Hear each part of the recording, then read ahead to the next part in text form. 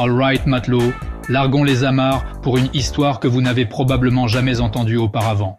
Celle des membres d'équipe les plus loyaux en haute mer, les chiens des pirates et des corsaires.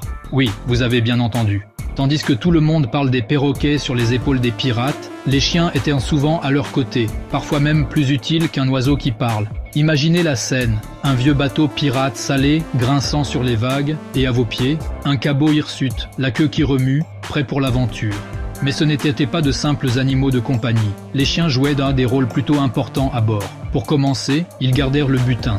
Imaginez que vous êtes un capitaine pirate. Allez-vous vraiment confier votre or à votre second ou à un chien qui n'accepte jamais de pot de vin? Certains chiens de pirates ont même appris à renifler les passagers clandestins, à aboyer à l'approche des navires ou à chasser les rats qui rongèrent les cordes et les voiles.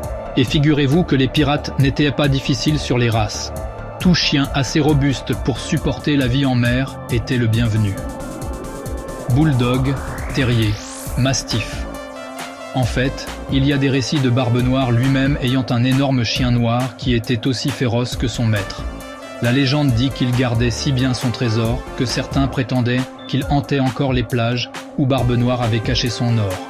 Les corsaires, ces pirates légaux travaillant pour la couronne, étaient aussi des amoureux des chiens. Leurs navires avaient besoin d'yeux et d'oreilles loyaux, surtout lors de longs et solitaires voyages. Certains ont même entraîné leurs chiens à livrer des messages secrets entre les navires ou à aider à tirer les filets de pêche pour un supplément de nourriture. Mais voici ce qui me frappe le plus. Ces chiens n'étaient pas de simples outils. Ils faisaient partie de la famille. Quand un navire pirate était pris dans une tempête, les chiens se serraient contre l'équipage. Quand les temps étaient durs, les pirates partageaient leurs derniers biscuits avec leurs compagnons à quatre pattes. Un chien pouvait rappeler à un marin son foyer ou simplement lui donner quelqu'un à qui parler quand la mer semblait interminable. Alors la prochaine fois que vous imaginez des pirates, n'imaginez pas seulement le cache-œil et le coutelas. Imaginez une queue qui remue et un ami loyal bravant les tempêtes et les batailles aux côtés de leur équipage humain. Parce que sur les mers les plus sauvages, parfois le pirate le plus courageux avait quatre pattes et un flair pour l'aventure. Si vous avez aimé ce conte salé, jetez l'encre dans les commentaires et dites-moi, comment appelleriez-vous votre chien pirate? Jusqu'à la prochaine fois, gardez votre cap et donnez une friandise supplémentaire à votre chien pour moi.